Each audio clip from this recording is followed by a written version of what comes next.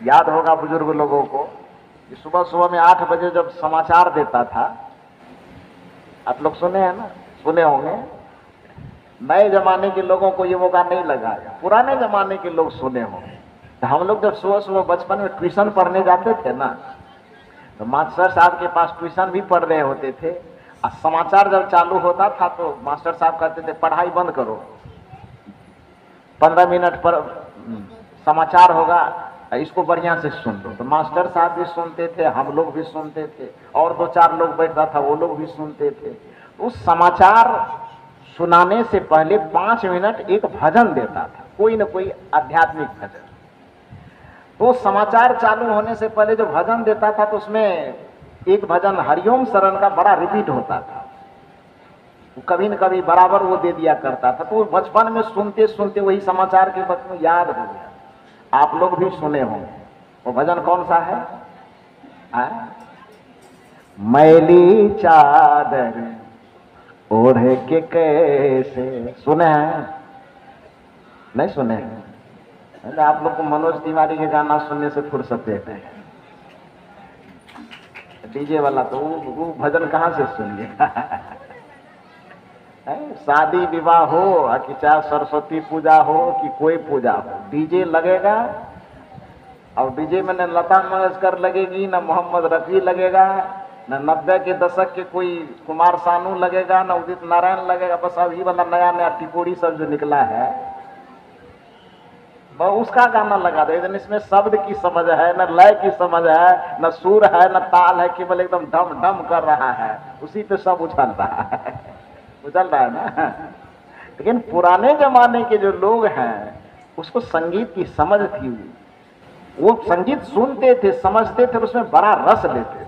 वो क्या था? हरिओम शरण का ये भजन सुनिए, क्या कहते थे वो? मैली चादर ओढ़े के कैसे द्वार तुम्हारे आऊं, मैली चादर ओढ़े के कैसे। ये भजन सुने हैं आप लोग कि नहीं सुने? तो सुने होंगे। मैली चादर ओढ़े के कैसे द्वार तुम्हारे आऊं, हे पावन परमेश्वर मेरे मन ही मन शरमाऊं, मैली चादर ओढ़े के कैसे। यदि चादर मैला है, जिस चादर को सजाने के लिए हमारे साहब अभी आप लोगों को बता रहे थे, वो चादर कौन सजाएगा? एक गुरु के अलावा दूसरा कोई नहीं सजा सकता है। उस भजन में, ये निर्गुण का भजन नहीं, ये सगुणवादी मार्ग का भजन है।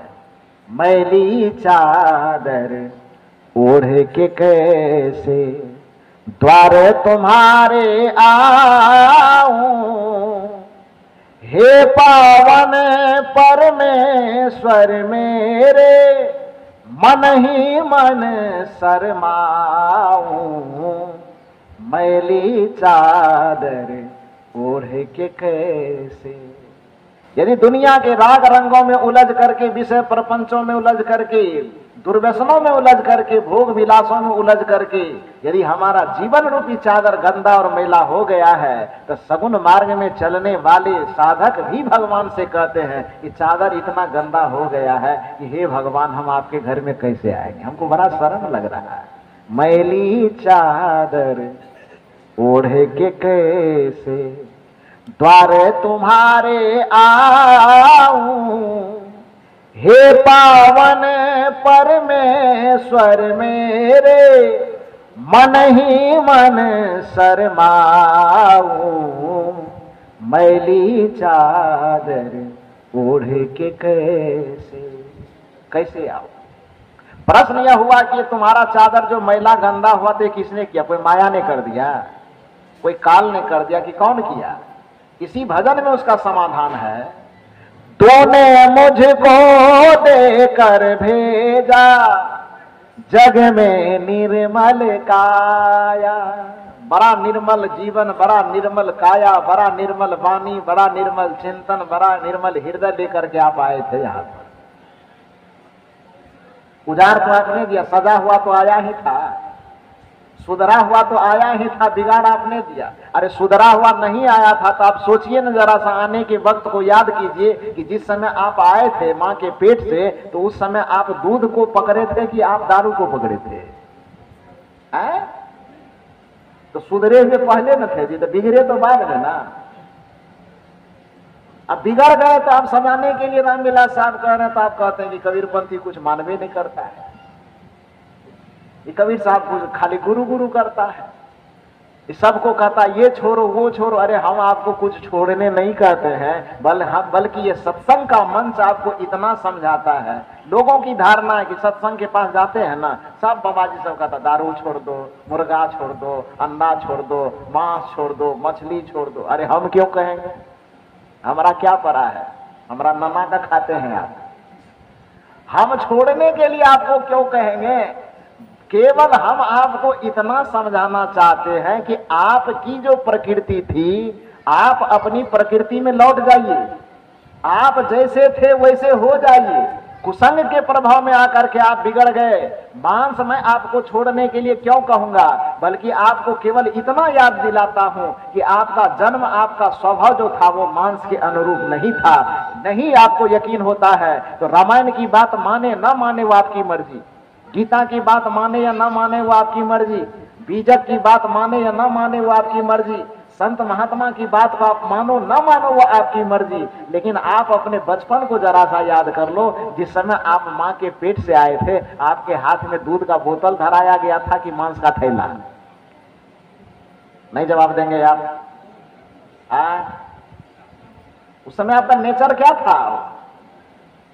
कुटिया खाने वाला, बकरी की घुट्टी चबाने वाला?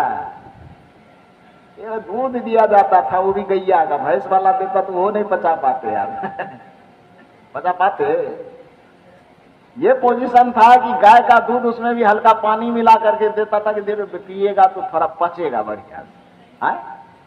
उस समय आपके हाथ में न दारू पकड़ाया गया था, न मांस पकड़ाया गया था, न अंडा पकड़ाया गया था, न मछली पकड़ाई गई थी, न मुर्गी पकड़ाई गई थी। उस समय जो नेचर लेकर के आप आए, प्रकृति लेकर के आए, आप अपने जीवन की बनावट लेकर के आए, वह बनावट लेकर के आए थे दूध का। लेकिन साथ ही संगत में पड़ करके, माया के प्रभाव में पड़ करके यहाँ आपने दूध को छोड़ दिया, दारू मुर्गा और अंडा को पकड़ लिया। बस यही हम आपको याद दिलाना चाहते हैं कि आप अपने पुराने नेचर में लौट जाइए। सत्संग का यही उद्देश्य है। सत्संग ये समझाना चाहता कि चादर आपका बड़ा निर्मल था, तूने मुझको देकर भेजा। कैसे भेजा था? देकर निर्मल काया। वाणी निर्मल, विचार निर्मल, हृदय निर्मल, खान पान निर्मल, सहजता के साथ जीना, सहजता के साथ खाना, सहजता के साथ रहना। न राग था, न द्वेष था, न ईर्ष्या थी, न कपट था, न छल था। और इस संसार में आकर के आपने किया क्या? मैंने इस निर्मल काया में आकर दाग लगाया। हम और आप किए क्या? दूध फेंक दिया, दारू उठा लिए, दूध फेंक दिया, मुर्गा पकड़ लिए, दूध फेंक दिया, अंडा पकड़ लिए। अंडा खाने वाले से पूछो, रे डॉक्टर क्या क्यों खाते हो भाई? क्या करें, बड़ा कमजोर हो गए थे। तो गए थे डॉक्टर के पास, डॉक्टर ने कहा कि ताकत बढ़ाना है थोड़ा सा पावर, तो सुबह शाम थोड़ा सा अंडा का सेवन करना हो। तो जब डॉक्टर से पूछा गया कौन कौन दिन खाए, तो कहा डॉक्टर ने कहा संडे हो या मंडे रोज खाओ। हम तो वहां अंडे हटा देते, रोज खाओ डंडे अंडे से ज्यादा ताकत डंडे में आएगा। इस निर्लज सब आदमी को पता नहीं कौन चीज पढ़ के वो डॉक्टर हुआ होगा। अरे उसको इतनी सी समझ नहीं है कि अंडा खा करके आदमी की ताकत और पावर बढ़ेगा। तो एक बात बताओ, इस दुनिया में हनुमान जी सबसे बड़े बल के देवता है ना जी। हनुमान को बल के ही देवता कहा जाता है। हनुमान जी का 2 आइडेंटिटी कार्ड है, पहचान पत्र। क्या पत्र है? हनुमान जी के बारे में कहा जाता है, जब उनका परिचय पूछा जाता है तो पहला परिचय देता है जय जय जय जय हनुमान ज्ञान गुण सागर, जय कपीस तिहु लोक उजागर। यानी हनुमान जी ज्ञान और गुण के क्या है? सागर है। यानी बुद्धि उसका विस्तार है, इतना है कि जिसकी था नहीं। ज्ञान और गुण के सागर है, पोखर नहीं है, सागर। जय हनुमान ज्ञान गुण सागर, जय कपीस तिहु लोक उजागर, पहला पहचान। और दूसरा पहचान क्या है? रामदूत अतुलित बल धामा, अंजनी पुत्र पवन सुत नामा। माने हनुमान जी के पास बल है, तो बल कितना है? अतुलित।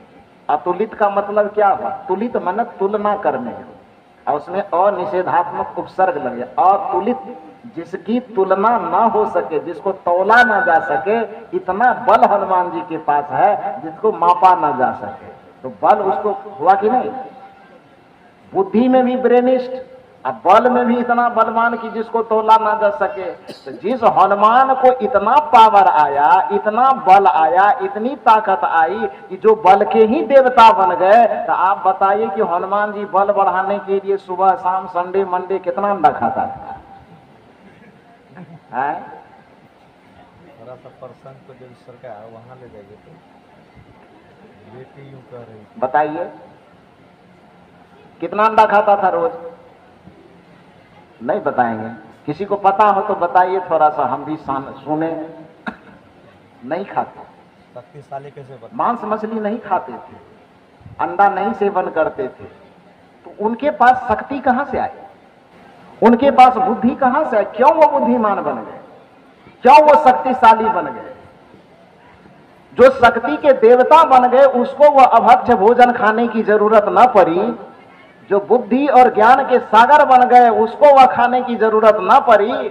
और आपके घर में यदि कोई बच्चा पढ़ता है, उसको आप अंडा इस शौक में खिलाते हैं कि अंडा खाएगा तो हमारा बच्चा थोड़ा पढ़ने में तेज तर्रार होगा, ये खाएगा तो हमारे बच्चे का शरीर थोड़ा ताकतवर होगा, शरीर में एनर्जी आएगी। आप सोचिए कि कितना बुद्धू है। तूने मुझको देकर भेजा जग में निर्मल काया, मैंने इस निर्मल काया में आकर दाग लगाया। जन्म जन्म की मैली चादर कैसे दाग छुड़ाऊं, मैली चादर ओढ़ के कैसे द्वार तुम्हारे आऊं। हे पावन परमेश्वर मेरे, मन ही मन शर्माऊं, मैली चादर ओढ़ के कैसे, मैली चादर ओढ़ के कैसे। विचारक कहते हैं कि यदि चादर मैला हो जाती, मैला चादर लेकर के आप भगवान के घर, परमात्मा के घर नहीं जा पाएंगे। और यदि कदाचित दुनिया के राग रंगों में, दुनिया के विषय भोगों में, दुनिया के कुसंगों में पड़ करके आपका चादर गंदा हो गया है, तब उस चादर की गंदगी को कौन छुड़ाएगा? 33 करोड़ देवता कौन छुड़ाएगा? ये कबीर साहब तो चिल्ला चिल्ला के उपाय बता ही रहे, उसका उपाय तो खट्टा लगता है आपको। तो हनुमान जी का मानिए ना। हनुमान जी कहते हैं कि जो चादर गंदा हो गया है, कबीर साहब कहते हैं चादर का दाग छुड़ाना है तो एक उपाय है, गुरु धोबी शिष का पुरा, साबुन सिर जनहार, सुरत शिला पर रगड़िए तो निक से ज्योति अपार। लेकिन हम तो कबीर साहब को मानेंगे नहीं, तो खट्टा वाला है। तो बढ़िया बात भी कह रहा तो थोड़ा साइड कर दीजिए। और हनुमान जी थोड़ा मीठा वाला, उसी को पकड़िए। हनुमान जी क्या कह रहे हैं?